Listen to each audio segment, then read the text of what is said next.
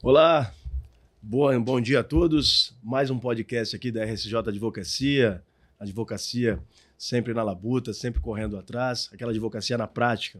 E hoje eu venho aqui falar com o Roberto Victalino de Brito, um advogado muito completo, um advogado das longas datas, aquele advogado aguerrido, que não são todos, né? Advogados que são mais antigos têm uma tratativa diferente de enxergar a advocacia. E hoje eu venho falar com ele, mestre em Direito, pós-graduado, um currículo altamente extenso de inúmeras idas e vindas na advocacia. Então hoje eu faço a apresentação do Roberto Victalino. Tudo bem, doutor? Tudo bem, muito bom dia. Para mim, um prazer, uma honra estar aqui nesse podcast, né, da sua advocacia. Assim, sua apresentação já me deixa um pouco envelhecido, né? E é verdade, porque eu já sou considerado quase que velha guarda na advocacia. Sim. Já estou aí há algum tempo, né, nessa luta. Acho que esse ano eu já farei 24 anos de advogado. E realmente são muitas histórias, né? Vamos ver aquilo que a gente consegue contar aqui um pouquinho. Perfeitamente. Eu tive até que fazer um histórico, um briefing aqui em relação ao Dr. Roberto, porque são tantas coisas que eu tenho para falar dele, tantos adjetivos, né, da pessoa, como marido, como esposo, como profissional na área, que eu fui obrigado a abrir a minha colinha, né? E uma das primeiras perguntas que eu quero fazer a você: o que levou você a querer virar advogado? Qual que foi a paixão? Foi uma situação? Foi uma história? O que convenceu você? Olha, eu quero ser advogado. Doutor, eu posso te dizer que, assim, eu acho que foi Deus, na verdade, porque eu nunca me imaginei advogado, né? E essa já é até uma história interessante, porque a questão é que eu já trabalhava no escritório de advocacia já desde os 14 anos, né? Era um office boy. Um antigo office boy, para quem os mais novos não conhece o que era office boy. Não tem, né? Não sabe o que é office boy hoje. Hoje é moto Uber, né? Exato. É chique, né? Mas eu era office boy lá naquela época, só que trabalhava numa advocacia. E aí, meu pai tinha programado uma viagem para o Nordeste, Rio Grande do Norte, né? E aí a gente foi, só que eu tinha prestado o vestibular na faculdade. Não sabia se ia passar ou se não ia, e tinha 3 opções lá. Daí eu coloquei professor de educação física, marketing, talvez eu teria me dado bem no marketing, né? E direito. E o resultado ia sair, tinha que ser matriculado já no dia seguinte ao resultado, só que viagem marcada, fui embora, nem que saber deixar uma procuração aqui para um amigo. Sim.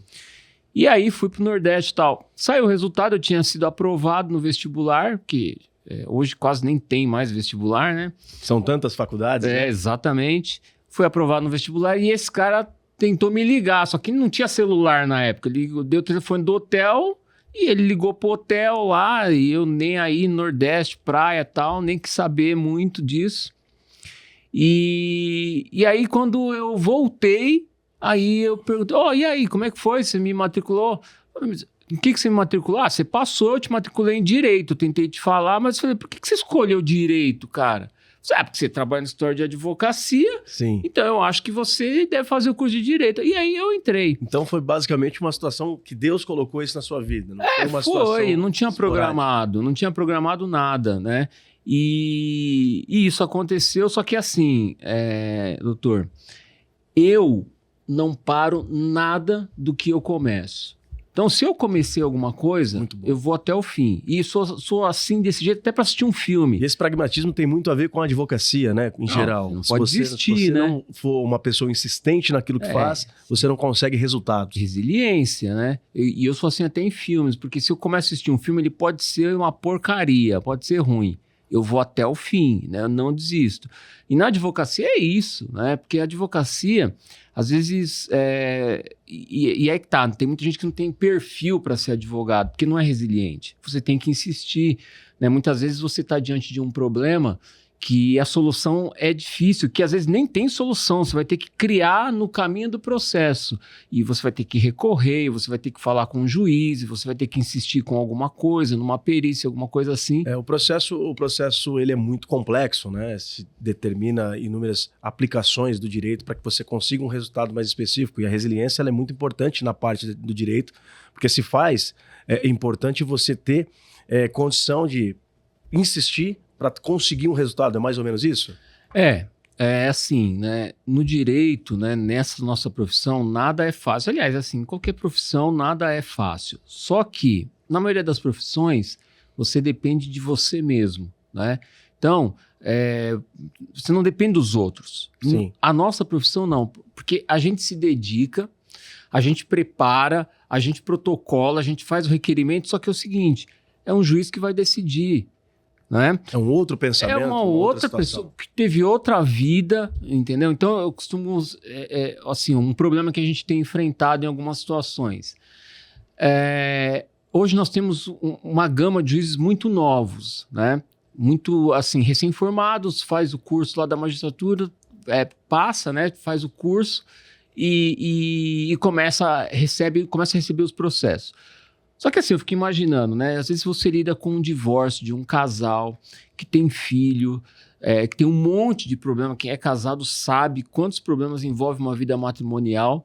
E aí um juiz que nunca teve um relacionamento, nunca teve um filho, não sabe o que é acordar na madrugada para socorrer uma criança com febre. E aí ele vai ter que decidir a respeito da sua vida. Exatamente. Da vida de uma pessoa, entendeu? Complexa, né?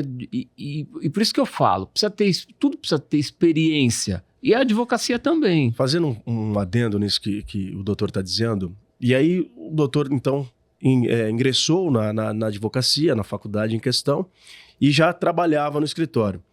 E aí, como é que se deu a sua carreira depois que entrou na advocacia dentro desse escritório? Foi ali que você fez a parte da tua carreira? Como é que se deu isso? Então, é uma outra história que é bastante interessante, né? Tudo aconteceu por causa de um curso de datilografia que eu tinha, né?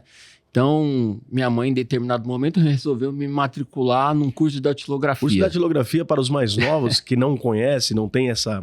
Era uma máquina de escrever antigamente, hoje é um teclado de computador, na verdade. Sim. Naquela época era uma máquina de escrever, você colocava um papelzinho, girava aqui, tinha um carbono, uma fita de cor, e você fazia muito barulho. Para quem não conhece, estuda aí no Google que vocês vão entender o que a gente está dizendo. Então tinha lá, né, o ASDFG, C cedilha LKJH. Sim, né? espaço. Espaço. Então fui. E assim, eu sempre fui persistente. Então eu terminei esse curso. E aí, meu primeiro emprego, né, eu tinha uns colegas que saíam para procurar emprego todo dia de manhã e tal. E aí eu ia com esses caras, né? Mas eu tinha 14 anos, eu ia para bagunçar, não ia para nada. E aí chegou numa agência, eles foram preencher uma ficha e eu, cansado de esperar, eu preenchi uma também. E aí, depois de alguns dias, me ligaram, né? Para eu fazer um teste num correio. 14 anos, naquela época podia trabalhar. Empolgação. Eu fui. E também tem isso. Naquela época você podia trabalhar com essa idade. Hoje já não pode mais. Hoje é complicado. Mas aí eu fui. E aí chegou lá, comecei a fazer... entrei por conta de experiência e tal. E aí depois de uns 15 dias que eu estava trabalhando lá nesse correio, a dona do correio me chamou para digitar alguns telegramas, né? Porque a pessoa tinha faltado. Só que ela falou assim, Roberto, faz isso aqui, você consegue? Eu falei, eu consigo sim. E aí, eu fui lá, só que ela não sabia que eu tinha datilografia. E aí eu comecei a fazer, então é o seguinte, o cara faltou, eu fiz... Foi a oportunidade que... Por isso que eu falo que é Deus, apareceu, né? Para você começar a ingressar. Vai conduzindo a nossa vida. E aí eu comecei, aí em 5 minutos eu fiz todos os telegramas que o cara ia demorar o dia inteiro para fazer. E aí ela falou, olha, eu sou advogada e aí o meu esposo também é advogado e ele precisa de alguém lá para ajudar ele e você vai começar lá amanhã. Olha que legal. E aí com 14 anos eu comecei a trabalhar no ingressa no escritório de advocacia e ali inicia a tua carreira. Aí eu começo, né? Aí depois aconteceu esse fato, né? Da matrícula na faculdade e aí eu fiz estágio e depois me tornei advogado em 2001. Foi em 2001. 2001, é uma OAB muito antiga. Você está falando de muitos anos atrás.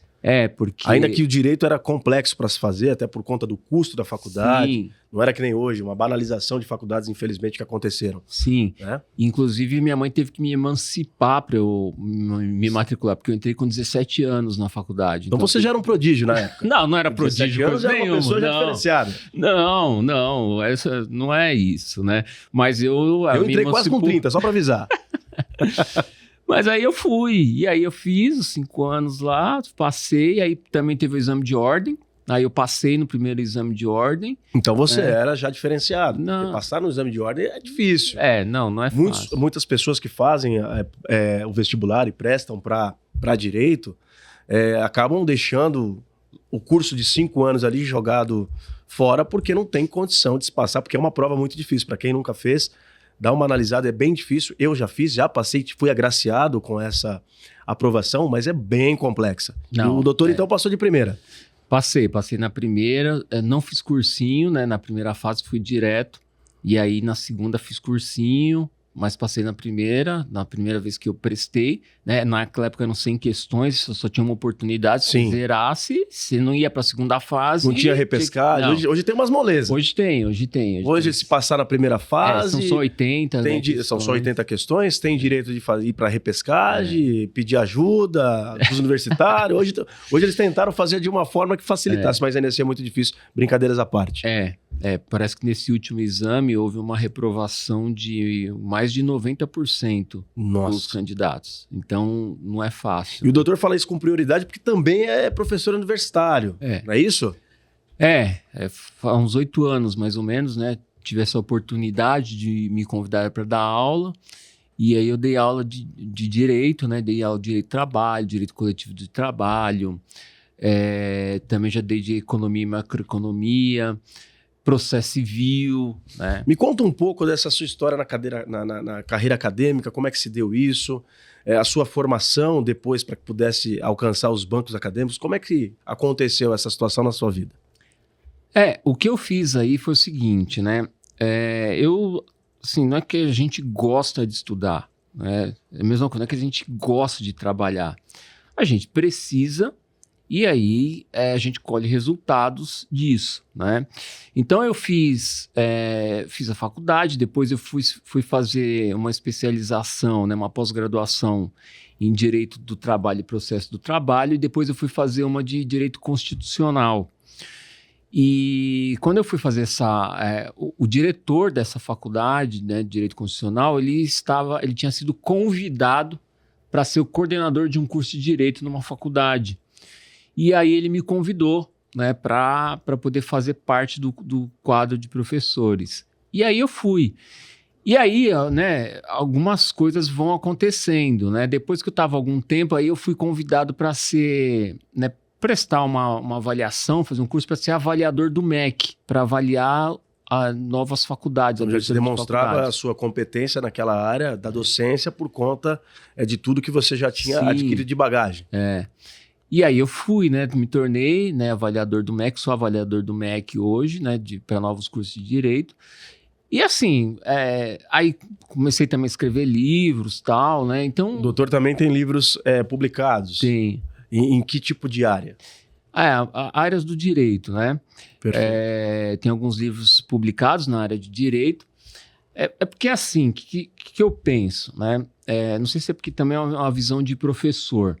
Eu acho que o conhecimento ele precisa ser compartilhado. Sim. Né? E a gente fala muito assim, a educação é que vai mudar o país, tal. Mas que tipo de educação? Qual é a educação e qual é a formalidade dela para que ela entenda, para que dê certo, é isso? Porque assim, a gente tem pessoas nas escolas, né, mas que não conseguem entender, não conseguem interpretar, não conseguem fazer nada. Você acha que as docências, né, em geral, ou seja, as escolas, tanto no primário, no mundo secundário e na própria universidade. Na universidade, você precisaria mudar o conceito de ensinar, as matérias serem aplicadas, trazer a pessoa, ou seja, o aluno para mais perto, para que ele se interesse mais a respeito do tema? Ou você acha que o formato que se encontra hoje, ele é o suficiente para fazer com que as pessoas evoluam nas suas áreas? É prática. O problema é que falta prática, né?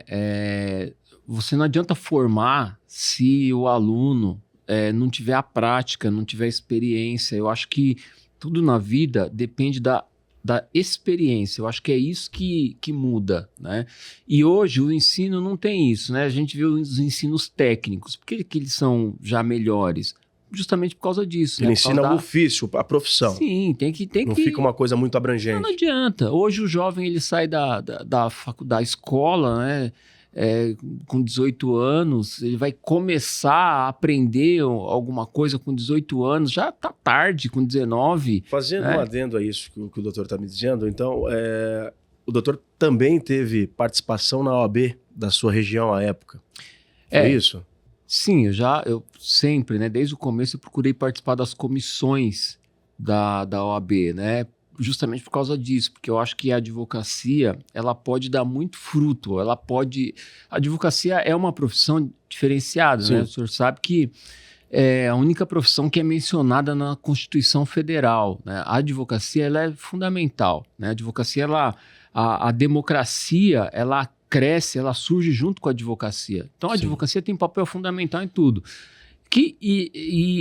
Então, diante desta visão, eu sempre procurei participar, né, da OAB para tentar fortalecer esse lado. Participei de várias comissões. Você acredita que, talvez, até por ter participado das comissões ali da OAB, que se integralizam à Ordem dos Advogados do Brasil, se faria necessário, pegando um gancho do que você falou agora há pouco, de a OAB trazer o formando, a partir do momento que ele passa na OAB, ter uma faculdade, ou seja, uma especialização, para que esse formando que sai da faculdade, que presta a OAB, que é aprovado e entra para a cadeira da OAB, é um curso profissionalizante ali para que ele interaja, porque, se eu não me engano, a magistratura tem isso, a promotoria tem isso, né? Esses órgãos especiais, a partir do momento que a pessoa passa no concurso, ela vai ser treinada para o ofício. Você acha que a OAB deveria tomar uma frente em relação a isso também? Não, existem, né, esses cursos. A única diferença é que ele é facultativo, né? A OAB tem a Escola Superior de Advocacia, ela tem vários cursos, né? Voltados para capacitação, é isso? Sim. Só que a única diferença é que é facultativo, né? Mas sabe o que eu penso? Eu penso assim, olha, o advogado, né, o aluno, ele fica 5 anos estudando direito, né? Ele, em tese, ele teria que fazer um estágio. O problema é assim, o estágio prático das faculdades não é bom, né? Não se aprende muita coisa. E o senhor sabe, a gente só aprende fazendo mesmo. Na raça. Então, porque acaba sendo assim mais um curso. É a mesma coisa do juiz, né? Sim. Ele sai, ele vai lá fazer o curso, mas ele precisa ter a prática. Aquela praticidade, o Ministério Público também. E o advogado também, entendeu? Ele precisa aprender a prática. Como é que acontece? Porque a prática é completamente diferente da teoria. É outra história. Essa prática, essa bagagem que você adquiriu ao longo de carreira foi o que levou a você ser convidado para dar aula no STF? Foi isso? É assim, a docência, o legal da docência é isso, porque ela vai te levando por lugares assim, que você não imagina, né? Então, veja, né, eu quando sempre procurei estudar, mas há muitos anos atrás, né, o STF ele lançou um programa chamado Saber Direito, que tem até hoje. Sim. Inclusive, eu estudei algumas épocas, quando eu estava fazendo o curso preparatório para a Ordem e para as outras matérias que eu queria, talvez, alcançar, eu também estudei pelo Saber Direito. Então. E é uma responsabilidade absurda. Para quem não sabe, entra lá em Saber Direito. Ser convidado para estar lecionando no STF não é para qualquer um. Não. Então, foi interessante, porque assim, já fui várias vezes, né, no STF, no STJ, né, inclusive a última vez que eu fui, foi justamente um livro, né, que foi lançado lá no STJ. Mas essa experiência do STF foi bastante interessante, porque eu recebi esse convite, né? Então me ligaram lá da produção do programa, né? Falando se eu não poderia ir lá dar uma aula, que na verdade não é uma aula, são 5 aulas. 5 aulas. Então você passa praticamente uma semana lá. Não, dá para gravar num dia, mas é corrido, né? Então você vai um dia antes, dorme lá em Brasília, né? E aí no dia seguinte começa a gravar cedinho e aí à tarde já dá para voltar, no final da tarde. Correto. Mas eu imagino que deve ser bem intenso, né? O ritmo de gravação. É intenso. E você assim, recebe essa pauta antes ou não? Não, na hora que você chega? Não, você tem que preparar antes, né? Inclusive, algumas coisas lá de bastidores que foram me contando lá, é que muita gente que às vezes é convidada, chega lá e não consegue gravar. Eu imagino. Porque você não pode ter interrupções, porque você tem que gravar tudo muito rápido. Então você tem que ter uma sequência de gravação contínua para que não atrapalhe até a produção do programa, é isso? Isso. E que também, né, ultimamente eles estão agora fazendo um filtro, né, porque quando o Barroso assumiu, o Barroso é professor, né, quando ele assumiu a presidência, me contaram lá que ele tomou algumas providências justamente por causa da qualidade dos cursos do Saber Direito lá. Então, hoje tem uma equipe lá que faz uma filtragem depois da gravação para ver se o conteúdo vai pro ar ou não, né? Interessante. E aí sim, não, mas o meu conteúdo tá lá, né? Quando o doutor Saber Direito. foi lá gravar, conseguiu gravar tranquilamente. Gravei, mas realmente eles falaram isso. Mas assim, foi uma experiência muito diferente, porque até então só tinha ido, né? O pessoal acha que o STF é só ali onde os ministros ficam e tudo mais. Mas não, por exemplo, muito mais amplo. É enorme, né? Os prédios anexos é enorme. E aí, recapitulando, voltando um pouco mais. Então, aí você passa por essa parte no escritório ao qual você trabalhou. Quanto tempo você trabalhou nesse escritório? Olha, acho que foram uns... Bom, que eu sou advogado já tem 23 anos, eu entrei lá desde os 14, deve ser quase uns 30 anos. Nossa, bastante tempo. Bastante tempo. E o que levou ao doutor, depois dessa carreira, e acredito que foi uma carreira muito promissa, a tomar a atitude de empreender na advocacia, montar o teu escritório, ter funcionário e ser um empresário na advocacia? O que deu essa vontade, já entendo eu que já estava estabilizado naquele momento, o que despertou para que você pudesse entrar nesse mundo? Assim, hoje eu tenho um olhar para a advocacia, né? Hoje o advogado ele tem que fazer muitas coisas, entendeu? E ele tem que ter às vezes para isso ele precisa implementar às vezes o estilo dele, entendeu? Então assim, tem advogado que ele é fazedor de petição e faz muito bem, e tá tudo certo, né? Esse Escolheu advogado aquilo, é importante também, né? Tem outro advogado que ele vende bem, ele atende bem o cliente, ele é comercial e também tá tudo certo, né? E tem advogado que é empreendedor, né? Ele quer construir algo, ele quer deixar um legado e tudo mais. E eu acho que esse foi um pouco o meu perfil, né? Correto. Então, de abrir o próprio escritório, ter uma cultura. Porque abrir o escritório é uma coisa muito complexa para quem não sabe, né? Você tem que lidar com pessoas, que é uma situação, é um fator bem delicado. Pessoas pensam diferente, atuam e agem diferente. Você tem que fazer a gestão daquele escritório financeiro, enfim, tem um monte de situações que você precisa estar à frente disso, que você não pode delegar. E como é que você se deu, como é que você se deparou com essa realidade quando resolveu empreender e abrir o teu escritório? Como é que você organizou todos esses pensamentos? Então, isso está sendo organizado ainda, porque assim, quem empreende a cada dia, né? Os problemas surgem, problemas novos todos os dias, né? E assim, na advocacia é um pouco mais, como é que eu vou dizer? Um pouco mais difícil, por quê? Porque como uma empresa comum, você vai precisar ter alguém lá para atender o cliente, você vai ter alguém que faça um pós-venda, alguém que vai... organizar o local. Sim. Então, você precisa ter alguém que vai... E aí, na advocacia, alguém que vai fazer as petições, alguém que vai conferir os prazos, alguém que vai cadastrar no tribunal, alguém que vai verificar andamentos. E ainda tem o conteúdo daquele material. Tem uma logística muito grande, muito extensa dentro do escritório. Parece que não, né? E assim, não é uma coisa que você consiga fazer muito rápido. Por quê? Porque às vezes você tem uma peça lá, né? Você produz lá, sei lá, 20, 30 peças, semanais ou 10 peças diárias, de cada uma 30, 40 folhas. Então você lê um livro por dia, entendeu? É uma loucura, Você produz um livro por dia, você escreve muito, né? E hoje no teu escritório, os responsáveis pelas peças principais ainda é o doutor, ou você já tem pessoas que você consegue ali delegar e confia no trabalho dessas pessoas? Não, eu tenho uma equipe muito boa, né? Graças a Deus, uma equipe muito boa, uma equipe formada em parte de ex-alunos, então... Olha que legal. Então a docência te trouxe também agora pessoas que contemplam o teu trabalho ali. E aí eu tive oportunidade, né? Então dava aula lá para 100, dei aula, né? Sei lá, para 100, 200 pessoas, eu pude escolher a dedo, assim, aqueles que mais se destacavam. Então eu tenho uma equipe muito boa também de pessoas que trabalham comigo, pessoas que foram minhas estagiárias há 10 anos atrás, que hoje são advogadas, Sim. Entendeu?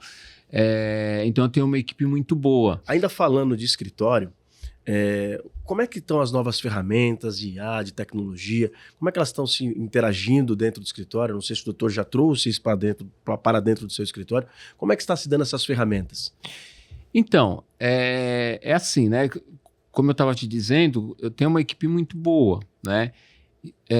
Só que eu acho que é assim, né? Talvez seja do meu perfil a grande dificuldade que eu tenho é de delegar. Por quê? Porque eu sou perfeccionista. Sim. Né? Isso é para quem é perfeccionismo, é difícil, né? Você conseguir delegar porque você sempre acha que está faltando algo, uma vírgula que não está legal, uma argumentação que às vezes a experiência, a bagagem que o doutor tem não foi ali aplicada, isso fica difícil.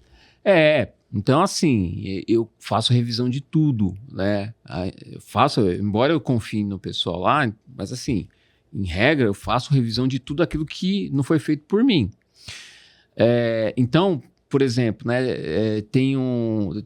e eu vou assim, conforme eu faço revisão e melhor, eu vou colocando versão 1, versão 2, versão 3, né? Porque eu faço, olha, e acrescenta isso, tive mais essa ideia. Então, as minhas petições lá, né, são versão 11, versão 12, entendeu? Imagino. Então, esse é uma dor minha, é um problema assim. Por quê? Porque eu tenho essa dificuldade, porque eu quero que tudo saia da forma mais perfeita possível, né? Mas, assim, a equipe é muito boa. Agora, assim, o advogado hoje, ele precisa estar, né? A gente chama de uma advocacia 4.0. Ele precisa... Tá antenado. Tá antenado, não tem jeito. Hoje eu acredito que as tecnologias elas estão sendo implementadas nos grandes escritórios, nos pequenos e médios escritórios também, aqueles que dão essa possibilidade disso acontecer. Né? Acredito que quem não se adaptar, vendo por esse prisma, o que você acha se os grandes escritórios, os pequenos escritórios não se adaptarem a essas tecnologias, o que pode vir a acontecer com esses escritórios? Vai acontecer a mesma coisa que antes, né? Você consegue imaginar hoje um advogado sem computador e com máquina de escrever? Não dá. Não tem mais condição disso acontecer, né? É a mesma coisa, né? Não tem como. A máquina de escrever, você tinha que, né? Eu peguei essa época, então a gente colocava lá a petição, carbono, e às vezes você fazia em 4 vias, né? Sim. E aí você errava, e continuava. Não dá, hoje tem que ter o computador. A tecnologia ela tem que estar implementada, porque quem não se implementou ficou para trás e acabou não conseguindo absolutamente mais nada, né? Sim, e a diferença é que é o seguinte, antes a tecnologia demorava para chegar, né? Então a gente teve a máquina de escrever, depois a gente teve o computador, o TK 3000, um negócio assim. Aí veio a era do Windows, né? O Windows foi lá em 95, se eu não me engano. Né? A grande mudança dos softwares, né, jurídicos e softwares para todas as máquinas foi ali em 95, né? Sim, O que a tecnologia está trazendo de bons frutos ao seu escritório? Assim, ontem mesmo a gente implementou uma nova tecnologia lá no escritório. E assim, precisa, não tem condições. Porque assim, não é que a tecnologia vai fazer você ganhar tempo. Não. Ela vai fazer você fazer mais coisas, né? Hoje, imagina hoje você tem um celular, né, aqui, que eu vim para cá, por exemplo, vim trabalhando pelo celular, né? Então, assim, se eu não tivesse essa tecnologia, o que ia acontecer? Eu não conseguiria fazer tudo aquilo que hoje o dia vai ter que dar para mim. Eu tenho muita coisa para fazer ainda, mas uma parte eu já consegui fazer antes. Então, a tecnologia. Não é que ela economizou o meu tempo, é porque senão ia ficar mais coisas para eu fazer depois. Você não conseguiria dar conta de todos os procedimentos que você deveria fazer. A tecnologia ela acaba trazendo mais trabalho para a gente, né? Então, assim, lá no escritório, a gente já adotou várias ferramentas tecnológicas de atendimento, de métricas, né? De relatórios, de acompanhamento processual, tudo tecnológico, né? Em todos os tribunais, porque hoje eu atuo aqui em São Paulo, mas eu tenho processo no Paraná, no Rio Grande do Sul, na Bahia, no Espírito Santo, em Minas Gerais, Maranhão, no Rio Grande do Norte. Então eu tenho processos em muitos estados. E hoje, graças à tecnologia que também tem no tribunal, eu consigo acompanhar. Ontem, por exemplo, eu tive 4 audiências. E por que eu consegui fazer 4 audiências? Porque algumas dessas foram telepresencial. Hoje a telepresencial nos processos facilitou muito a vida, é isso? Sim, e aí você imagina um advogado que ele não tem uma internet boa, né? Ontem, por exemplo, teve uma audiência que a juíza falou, olha, eu vou adiar, porque a outra parte toda hora caía, não aparecia imagem. Então, você precisa ter uma tecnologia decente hoje para atuar, Sim. né? Você precisa hoje ter um bom atendimento ao cliente. O cliente hoje ele não quer esperar que nem antes. Ele ligava no nosso escritório, deixava um recado, daqui 2 dias você dava um retorno. Não, ele quer ali na hora, ele te manda mensagem do WhatsApp. Hoje tem um time mais diferenciado, mais ágil. Sim, ele não tá nem aí. Ele vai querer te mandar mensagem de noite. E aí como é que vai fazer? Vai ficar sem resposta? Ou pior, você vai responder de noite? Não, você tem que ter uma tecnologia ali que responda ao cliente a hora que ele chamar, Sim. né? Para ele saber que ele está sendo escutado. Ainda que ele não obtenha a resposta que ele quer, ele já sabe que já está ali, que no dia seguinte, no primeiro horário, ele vai receber. Nesse caso, entendeu? você disse que mesmo quando o escritório está fechado, a tecnologia a qual você implantou no seu escritório, Sim. ela já basicamente conversa com o cliente de uma forma eletrônica Sim. para que ele se sinta mais interagindo ali com o escritório. Sim, porque hoje é assim, o que acontece? O cara, ele te manda uma mensagem e fala, não, mas eu tô te falando pra eu não esquecer amanhã, você pode me responder amanhã.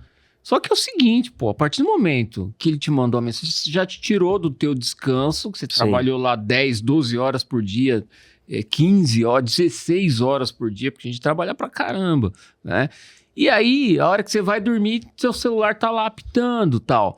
Então, não, se ele quer mandar uma mensagem desse tipo, ele vai mandar, a tecnologia vai responder, ele, já está anotado aqui, fica tranquilo, Primeiro amanhã horário, a gente amanhã já vai. acontece. Então, ele pode mandar lá 1 milhão de mensagens à noite que não tem problema, ele vai ser atendido. Então, esse é um exemplo, né? Mas existem outras, né? Muitas outras tecnologias que são importantes hoje na advocacia. Entendi.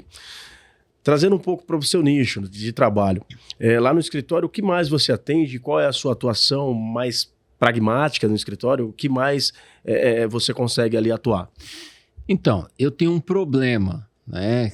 Dizem que é um problema para a atualidade. Por quê? Porque hoje todo mundo fala que você tem que nichar a tua advocacia. O que é nichar? Você precisa escolher uma área de atuação para dizer que você é o melhor naquela área, né? Então, inclusive foi uma cadeira lá que eu estudei no mestrado, justamente disso, dos especialistas, né? Hoje, tudo você tem que ser especialista. Então, assim, a gente pode levar isso para a área médica. Então, como é que é? Antes a gente ia no clínico geral e ele resolvia tudo. Sim. Ele, o cara resolvia. Aí você ia num farmacêutico, cara. Eu acho que o farmacêutico ainda era melhor que o clínico geral. Era. Porque eu lembro que o farmacêutico da onde eu morava, você não ia no médico, você ia nele. E tudo que ele passava, que ele prescrevia, dava certo, funcionava muito bem. Então a gente é assim, e a gente é dessa época, né? Então eu tenho 24 anos de advocacia. Então eu venho de uma advocacia que a gente fazia tudo. Sim. Uma coisa ou outra que a gente não fazia que fosse muito específica, aí a gente fala, olha, isso aqui eu não atendo, não atuo nessa tal. Então eu venho dessa advocacia. E hoje, com essa história de especialista, é complicado, porque assim, as pessoas me conhecem há muito tempo, eu já trabalhei para os pais de alguns e agora são os filhos dele, até neto, né? Esse dia eu tive que fazer o divórcio de uma neta, e eu já tinha trabalhado pro avô. Olha que legal. Pessoa, né? Então, assim, como eu vou dizer, olha, eu sou especialista nisso daqui? Eu fiz o divórcio. Eu vejo que eu tenho um problema no escritório também, às vezes, a respeito disso. Na minha área, ela sempre foi na área criminal. Mas outras pessoas, por confiar no profissional, olha, faz essa parte civil, faz essa parte trabalhista. Eu tenho parceiros, inclusive o Dr. Roberto é um parceiro meu, ele atua muito na área trabalhista e quando eu tenho algo, é para ele que eu passo.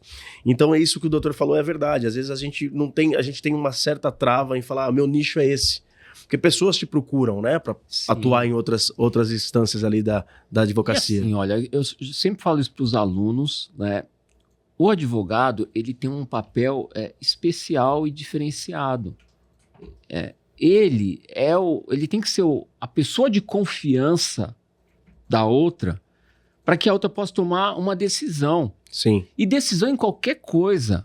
Né? Hoje, os meus clientes, as pessoas para quem eu sou indicado, elas me ligam para falar para qualquer coisa, para qualquer opinião, entendeu? Essa parte é muito legal porque eu vejo também no escritório que às vezes você é um advogado, mas você também atua na área da psicologia. As pessoas te ligam para bater um papo, para pedir uma opinião sobre algo que às vezes não está nem tanto relacionado com o direito. É mais ou menos isso que você quer dizer?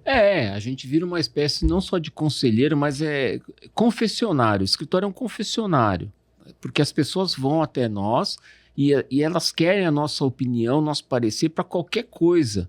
E eu acho que o advogado ele não pode perder isso. Né? Ele não pode falar, sinto muito, mas sobre essa questão eu não posso opinar. Não!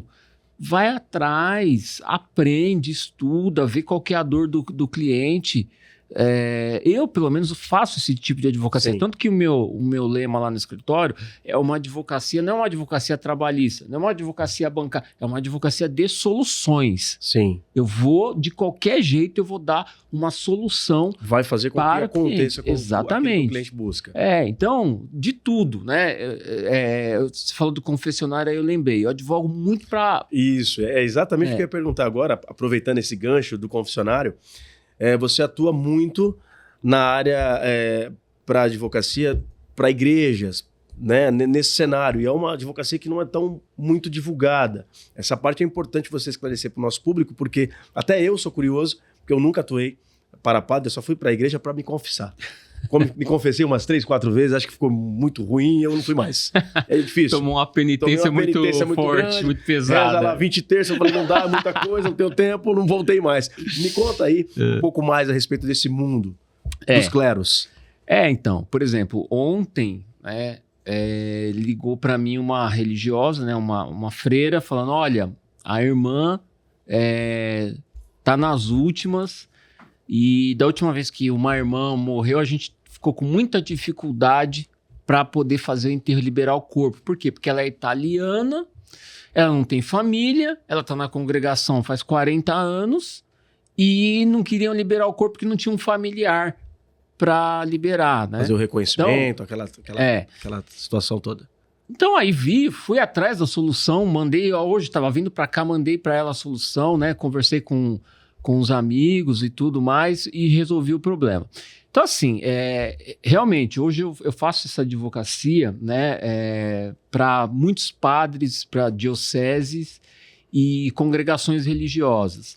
E aí, como é que se dá essa atuação? Então, todo mundo tem essa dúvida, porque acha assim, o padre, que problema que o padre vai ter? O que ele fez? O que ele vai fazer? Gente, o que a congregação acontece ali que dá uma situação jurídica?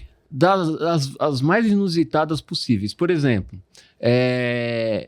a gente tem casos lá, né? Eu tenho casos lá de que a pessoa foi buscar a cesta básica na igreja e depois entrou com ação porque disse que o padre deu mantimento estragado. Ação de indenização. Caramba. E aí tem que se defender. Tem casos... E a parte entrou com uma ação de indenização contra a igreja? Exatamente. Ela foi receber um mantimento, uma ajuda a qual ela não tinha, e aí foi em busca de uma situação, de um advogado para poder processar a igreja. E isso acontece muito? Acontece. Que loucura. Eu tive um caso também de um... E aí, às vezes, os padres também acabam indicando, né, os religiosos. Eu tive um caso também interessante, que foi o seguinte, tinham esses moradores de rua, né, que empurram um carrinho, e ele parou o carrinho na rua, e aí um carro veio, não viu o carrinho, bateu no carrinho e tal, e aí o cara desceu, né, foi lá falar com o morador, discutiu, pegou lá o nome do cara, o número do RG e tal, entrou com um processo contra o cara que estava empurrando o carrinho no JEC, no Juizado Especial de Pequenas Causas, para pagar o conserto do carro. Meu Deus do céu. E aí esse morador foi falar com o padre, né? E aí o padre pegou e falou, procura aqui esse advogado, né? Para ver o que ele faz. Aí, né? Ele me telefonou, falei, não, eu vou, onde é que você tá? Eu moro em tal lugar, tal. Fui, né? Numa comunidade que o rapaz morava, fui lá na casa dele, né? Porque já imaginava da dificuldade dele, né? Pegar um ônibus, ir pro escritório e tal. E aí eu fui lá. Bom, aí cheguei lá, conversei com ele e tal. Daí ele falou assim, não, doutor, mas eu quero te pagar. Quanto que vai custar isso? Eu falei assim, não, você não precisa me pagar. Eu vou fazer isso para ajudar o senhor e tal. Não, doutor, se o senhor não me cobrar de mim, eu não quero. Eu quero te pagar. Eu falei, tá bom, então. Aí acertei com ele para ele pagar R$5 por mês. E o cara... Era quase um pro bono. Sim, e ele vai lá e paga os R$5. Aí eu pego os R$5 e dou lá, devolvo lá pro padre e ajudar ele, sim, né? Sim. Devolver para ele o dinheiro. Então... e assim, vários casos, assim, envolvendo mais a igreja, tem um outro caso que é bastante interessante, que foi de um casamento de noiva, né? Tanto que a gente hoje tem um contrato, né, de adesão lá da noiva, um contrato que ela assina, né? Os cônjuges assinam, que não vão atrasar, sim, no casamento. Porque, assim, tem aquela cultura de que o noivo tem que ficar lá com cara de tonto, esperando a noiva chegar. Isso é uma loucura, né? Não, Eu lembro que quando eu me casei, a primeira coisa que eu falei pra minha esposa foi o seguinte, eu falei, olha, cuidado, essa conversa de atrasar... Você vai embora. Você vai ficar sem eu, porque eu vou ter que pagar mais. Eu não vou pagar mais porque você acha que tem que chegar mais tarde. Mas eu já fui em casamentos que aonde... Meu, é 1 hora, 1 hora e meia. O pessoal tá lá de pé, não tá aguentando mais. Então. E elas acham que isso é bonito. Então. Isso não é nem elegante, isso é deselegante pra quem não sabe. É a questão, assim, né... tradicional, né, que hoje já não é mais assim, né, mas o que aconteceu nesse caso? Tava tudo lá, né, o horário marcado, simplesmente atrasou. O que é que o padre fez? Está atrasado? Vou casar o outro, Pula. A outra pessoa. Pula, você vai ficar para depois. Você é a próxima. Entendeu? E aí, casou o outro, certo? Casou, aí atrasou o dela. O que aconteceu? Ela entrou Bife, né? Problema disso, daquilo, tal. Limusine que ia levar pra festa, toda aquela história. Todo aquele inteirinho, né? Sim. Do procedimento do casamento acabou atrasando por culpa dela, né? Culpa exclusiva da noiva. Mas entrou com ação, entendeu? Entrou com ação. Então, assim, e aí tem essas questões, né? Mas tem outras também, né? Um caso muito... Olha só esse caso. Esse caso foi bastante interessante, porque o que aconteceu? O casal separado, o que o pai fez? Pegou e batizou a criança, entendeu? A mãe entrou com uma ação de indenização contra a igreja e contra o pai, dizendo o seguinte, me privaram de um momento único, porque a gente sabe que o batismo... Mas não teve ali uma comunicação entre eles? Ele fez de forma oculta, isso? Não, assim, são separados. Sou pai, hoje é meu dia, eu vou lá e faço. Vou lá e batizo. Final de semana para, é meu dia, eu vou batizar. Foi lá e batizou. Eu acredito até que caberia mesmo, porque aí houve aí uma situação por parte do pai, se foi ele que fez isso, uma situação que ele não poderia ter feito. Não, mas não contra a igreja, né? Não, a igreja não. A igreja só foi o mecanismo. Então, e aí entrou com ação contra... E aí, esse caso foi bastante interessante, porque o que aconteceu?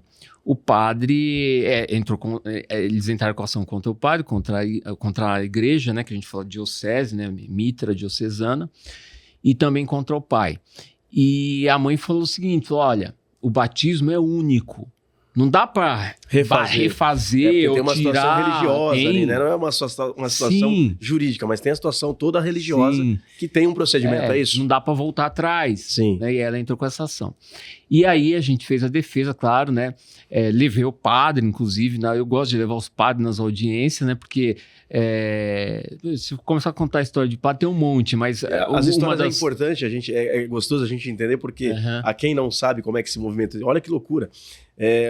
O doutor é especialista nessa área, na área para advogar para igrejas, para congregações, e a gente não tem essas histórias conectam a gente, né? Isso é importante. Então, e aí levei o padre nessa audiência, eu gosto de levar porque, assim, mostra que não é brincadeira, entendeu? Sim. O padre não vai lá pra mentir, pra inventar história, entendeu? Ele vai lá pra contar mesmo o que aconteceu. Então, às vezes eu sou até criticado por outros advogados, né? Onde já se viu levar o padre, não sei o quê. Eu acho que tem que levar. Não, o padre vai em todo lugar, vai no cemitério, vai no velório. Vai fazer distribuição. Vai. Meu, por que não pode ir no fórum? Vai no fórum. Eu acho que é interessante isso que o doutor faz, de fazer com que o padre entenda como é que funciona todo esse mundo jurídico, porque ele também acaba, às vezes, tomando um certo cuidado, ou não? O que você acha disso? Não, é assim, na verdade, o que acontece, o maior problema que eu vejo é que, assim, os padres, eles ainda acreditam muito nas pessoas, né? Eles não têm muita a malícia, assim. Então, você vê, na maioria dos casos, vai ajudar e aí acaba se prejudicando. Processo, né? Processos trabalhistas, um monte, entendeu? Sério? Então, o pessoal, assim, recebe tudo. E, assim, a maioria são ações improcedentes, tá? Não é que o reclamante ganha o processo. Não, toma improcedência. Mas por que entra com a ação? Porque mas é padre, ele é bonzinho, ele vai chegar lá, ele vai fazer um acordo? Exatamente. A gente trabalho tem muito isso sim, de acordo, né? Mas assim, né, a orientação que eu dou sempre é o seguinte, não faz acordo. Você não tá errado, tá tudo pago, tá tudo certo, não tem por que fazer acordo, vai. E a maioria às vezes toma improcedência mesmo. Pegando esse gancho de histórias, né, eu acredito que o nosso podcast, ele conecta histórias. Dentro da sua carreira, desde o início até hoje, qual foi a situação que mais lhe trouxe inconformismo ou conformismo, que falou, olha, essa ação foi a ação da minha vida, eu acho que eu me dediquei e valeu a pena, a causa, enfim. Qual que foi uma ação nesse sentido que te trouxe a falar, olha, valeu tudo que eu já passei, o que eu estudei? Olha, é difícil, porque são muitos casos, né? Mas assim, eu recordo de um caso de uma cliente que esse caso foi legal, porque, e mostra como é importante o advogado não desistir, né?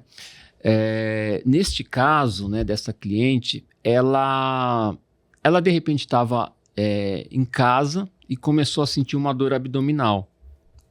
Aí ela fez um teste de gravidez de farmácia e deu que ela estaria gestante. Então ela começou a sentir uma dor, ela foi para o hospital. Chegou lá, tinha convênio e tudo mais. Chegou lá no hospital, fizeram os procedimentos dela, ela falou, olha, só que eu acho que eu tô grávida, tá aqui o teste e tal. E aí encaminharam ela para o médico. Aí o médico falou, olha, seguinte, para eu te examinar, para eu ver que uma internação, pedir uma ultrassom, alguma coisa, eu preciso do exame beta-HCG. Então eu já fiz a solicitação para o convênio, espera só um pouquinho. Tá. Esse exame, não sei se o doutor sabe dizer mais ou menos para explicar para o nosso público, o que seria esse exame beta-HCG? É para dizer se está gestante ou não. Exame de sangue. Perfeito. E aí veio o resultado. Aí daqui a pouco a enfermeira vem e fala assim, olha, o seu exame não foi autorizado pelo convênio e aí então não tem o que fazer, você vai ter que ter alta. Aí, mas como assim? Eu pago o convênio faz 10 anos, não vão liberar um exame de sangue? Não liberou. Tá bom. Aí ela teve alta, foi embora do hospital e aí fez numa clínica particular o exame e deu que ela estava grávida. Só que nesse caminho dela ir para casa, ela desmaiou, ela começou a suar frio, começou a desmaiar. E aí ela chegou em casa, né? O pai dela estava dirigindo, aí via que ela estava muito ruim, encaminharam ela para um hospital público. Chegou lá no hospital público, tiveram que fazer uma cirurgia, abriram ela inteirinha. Nossa. Porque ela teve um rompimento da trompa. E ela estava grávida mesmo? Estava grávida, era uma gravidez tubária, que a gente chama. E aí teve o rompimento da trompa. E aí, sangue no corpo todo dela, tiveram que abrir ela inteirinha. Quase morreu. Ficou internada um tempão e tal. E aí ela me procurou. E perdeu uma trompa, né? E ela me procurou.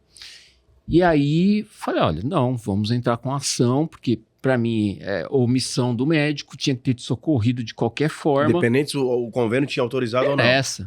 Erro do convênio, porque o convênio tinha que ter liberado o exame. E erro do hospital também, porque não poderia ter deixado você sair de lá nessa situação. Entrei com ação contra os 3.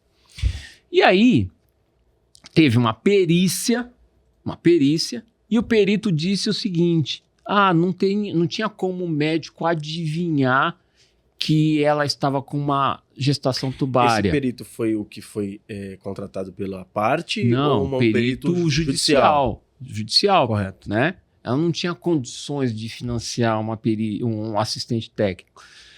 E aí, esse perito falou isso, né? Impugnei o laudo, tal, falou que aí, como o médico não tinha como saber, não tem como responsabilizar o hospital, e no convênio médico ele não ia opinar, tal. Resumo, improcedência da ação. Ou seja, disse que ela não teria direito à indenização. Nossa. Eu entrei com ação de indenização por dano material, porque eu pedi a devolução dos 10 anos de convênio. Ela já tinha 10 anos de contrato. Pagando convênio. Pô, então se não liberaram o exame, eu quero os 10 anos de volta que ela pagou de convênio. Eu pedi o valor do exame que ela fez, que ela pagou, sei lá, R$24, baratinho, pedi isso de dano material. Pedi a indenização por dano estético, porque rasgou ela inteirinha, né? Imagina o prejuízo psicológico para a mulher. Mulher, entendeu? Então, acabou com a menina nova. Só um parênteses, essa enfermidade que ela teve fez com que ela não pudesse mais ter filhos? Então, vamos chegar lá. Perfeito. E aí, então, o dano estético, o dano moral, por causa de tudo isso, né? Quase morreu, entendeu? Perdeu uma trompa. Provavelmente não poderia ter, a chance de gestação dela diminuiu demais. Além disso, causou um trauma. E você sabe, tem a questão psicológica, né? Então, pedi tudo. E aí, perdi a ação.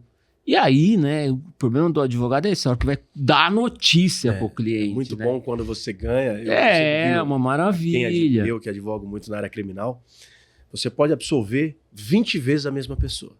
Na primeira, que você ou falhar ou não conseguir o resultado ao qual ele espera, você é o pior advogado do mundo.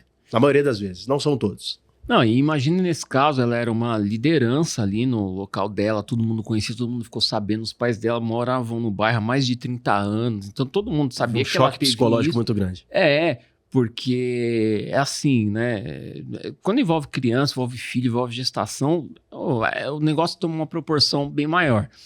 Então já estava todo mundo sabendo. E aí eu perdi a ação, tive que dar notícia. Beleza, dei a notícia, falei, mas assim, a gente vai recorrer, eu vou recorrer, vou até o fim, tal, beleza. Recorri. E aí fui pro tribunal, e eu tenho um costume, né, que assim, é uma faculdade que a gente chama de sustentação oral. Que é isso? Que coisa que a maioria dos advogados não fazem. Hoje fazem porque dá para fazer, às vezes, telepresencial. As pessoas às vezes têm medo de ir lá, né? Agora você ir lá, que é aquilo que a gente vê na TV, o advogado na tribuna, falar com os desembargadores, com o ministro e tudo mais. Muito advogado raros, né? não faz isso. Porque assim, se não tiver preparado, passa vergonha, né? A gente teve alguns casos recentes, né? Até no STF, que os advogados lá, injustamente... Não é um lugar para brincadeira. Não é. Está muito bem preparado. Exatamente. E eu faço. Eu faço. Essa semana mesmo tenho...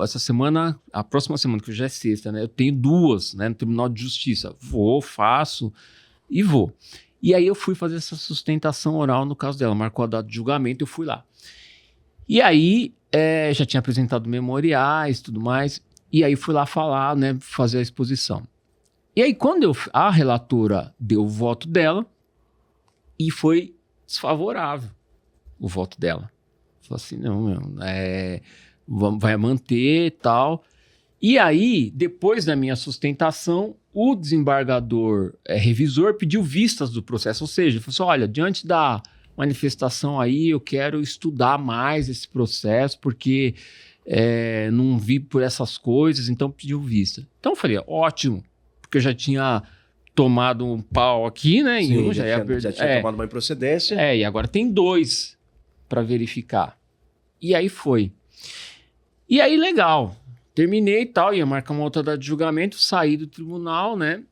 E aí, de repente, tava no elevador, chegou ouvi alguém falando, e aí chegou um segurança e falou assim, doutor, eu acho que o desembargador quer falar com o senhor. Ele tá vindo ali e tal. Eu falei assim, será que é comigo mesmo? Aí pegou o desembargador e falou comigo, doutor, o senhor é de Guarulhos? Eu falei assim, sou. Eu lembro do senhor. eu lembro, o senhor não era nem estagiário, eu advogava, eu era juiz lá em Guarulhos. Você não era nem estagiário e você ia lá querer despachar comigo, ou seja, queria lá mostrar a petição. E eu te expulsava, porque você não era nem estagiário. Depois você virou estagiário, você continuou indo lá me encher o saco lá. Eu lembro. Olha aqui, que loucura. Eu lembro, né? E aí agora você tá aqui, eu fui promovido a desembargador, tô aqui no tribunal. Olha, muito bom isso que você falou. O meu colega lá pediu visto, eu vou analisar isso aí também direito, tal. E aí, legal, passou, né? E aí depois marcou outra sessão de julgamento e eles reverteram a decisão, né? E ainda falaram, pô, é um absurdo isso, né? Isso que aconteceu, essa improcedência, né? Ainda deram assim uma... Acabou sendo favorável depois de muita labuta. Sim, então é aquilo que eu tô te falando. E assim, o advogado, ele tem que não só saber o direito e não só lutar pelo direito, mas ele tem que saber se expressar, saber contar a história. Sim, a história, né? Entendeu? Mas entra Contar naquilo que o doutor disse logo no nosso começo, que é aquela resiliência, aquela insistência, né? E mesmo sabendo que está perdendo, ainda assim insistir para poder chegar a um resultado melhor. Porque eu sempre falo que o interessante não é perder, e sim perder de uma forma correta. Você pode, nem tudo você vai ganhar, Sim. mas você tem que insistir ali de uma forma interessante.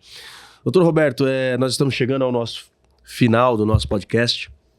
Eu ficaria aqui discorrendo inúmeras conversas com o doutor, porque sei que a bagagem ainda é muito extensa, né? E eu vou fazer um adendo aqui. Para quem não sabe, o doutor Roberto, ele é meu primo, ele é meu familiar. Ele foi a inspiração que eu tive para se tornar advogado lá atrás, quando eu ainda não tinha interesse algum na vida acadêmica. Eu lembro que eu estava ali naquele difusor. O que eu vou fazer? Eu vou estudar ou não vou estudar? E eu sempre fui muito ruim em exatas, e aí eu liguei para ele, ele já tinha uma carreira consolidada. Eu liguei para ele e falei, doutor Roberto, precisa calcular alguma coisa? Precisa de número? Ele falou, não. Dê os números exatos dos seus honorários que você não vai ter problema. E aí, é lógico, brincadeiras à parte, mas foi pela sua carreira que eu me interessei, pela forma que você sempre deu com família, a forma que você sempre foi muito organizado, e eu busquei isso como inspiração para me tornar o advogado que eu me tornei hoje. Então, aqui nas redes, eu estou lhe agradecendo, primeiro, por ser meu primo, um cara que eu amo de paixão, e ter me dado a oportunidade de me espelhar em você e seguir essa carreira tão bela. Não, eu fico lisonjeado, né, com as palavras, e você sabe que é o seguinte, aquilo que a gente costuma dizer, né, que o discípulo superou o mestre. Hoje eu que me inspiro, né, na sua advocacia, acho você um profissional exemplar, e é bom, né? A gente precisa fortalecer a advocacia como um todo, né? Muito obrigado. Roberto, mais uma vez, muito obrigado. Eu que agradeço.